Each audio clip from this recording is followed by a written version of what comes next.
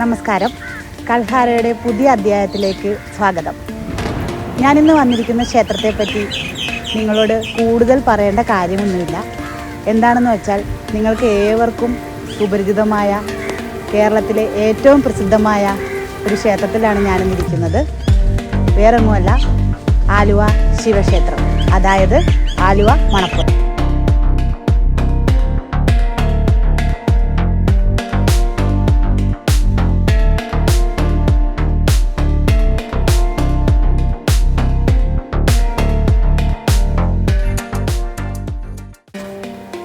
എറണാകുളം ജില്ലയിലെ ആലുവയിൽ പെരിയാറിൻ്റെ തീരത്താണ് ആലുവ ശിവക്ഷേത്രം സ്ഥിതി ചെയ്യുന്നത്.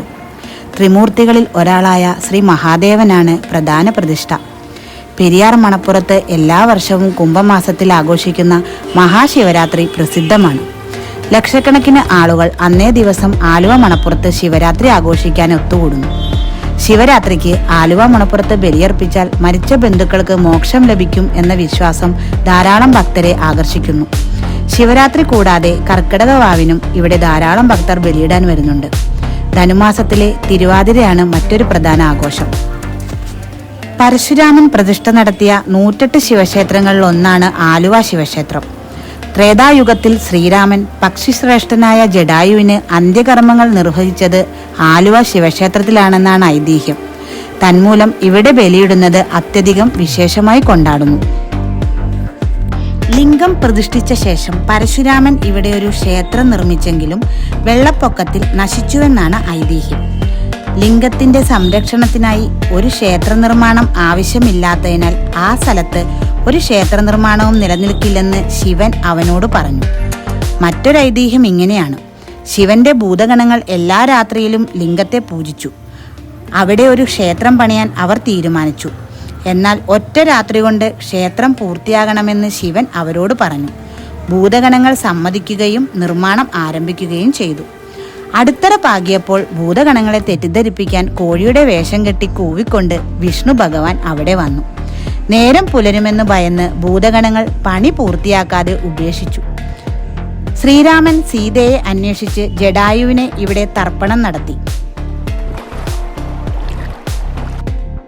ആലുവ ശിവക്ഷേത്രത്തിന്റെ വേറൊരു പ്രത്യേകത ഞാൻ നിങ്ങളോട് പറയാം.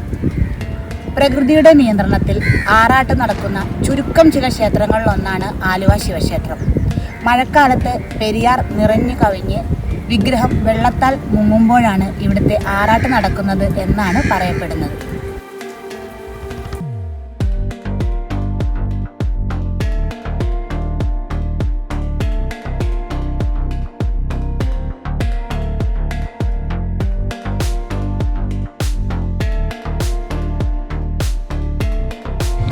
ഞാൻ നേരത്തെ സൂചിപ്പിച്ചതുപോലെ മഴക്കാലത്ത് ഈ പ്രദേശം മുഴുവൻ വെള്ളത്തിനടിയിലാവുകയും ശിവലിംഗം വെള്ളത്തിൽ മുങ്ങുകയും ചെയ്യുന്നു.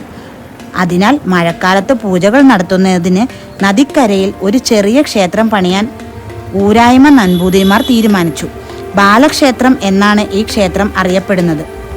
പ്രകൃതിയിൽ പൂർത്തീകരിക്കപ്പെട്ടിട്ടില്ലെങ്കിലും ഈ ക്ഷേത്രം നിരവധി വെള്ളപ്പൊക്കങ്ങളെ അതിജീവിച്ചു.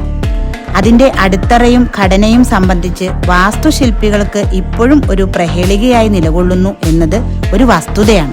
ഇവിടുത്തെ പ്രധാന വഴിപാടുകൾ ജലധാര, പിൻവിളക്ക്, മൃത്യുഞ്ജയ അർച്ചന, മൃത്യുഞ്ജയ ഹോമം എന്നിവയാണ്. കൽഹാരയുടെ ഇന്നത്തെ അധ്യായം എല്ലാവർക്കും ഇഷ്ടപ്പെട്ടു എന്ന് ഞാൻ വിചാരിക്കുന്നു. അടുത്ത അധ്യായത്തിലേക്ക് പുതിയ ഒരു ക്ഷേത്രവുമായി നമ്മൾ പോകുന്നതായിരിക്കും.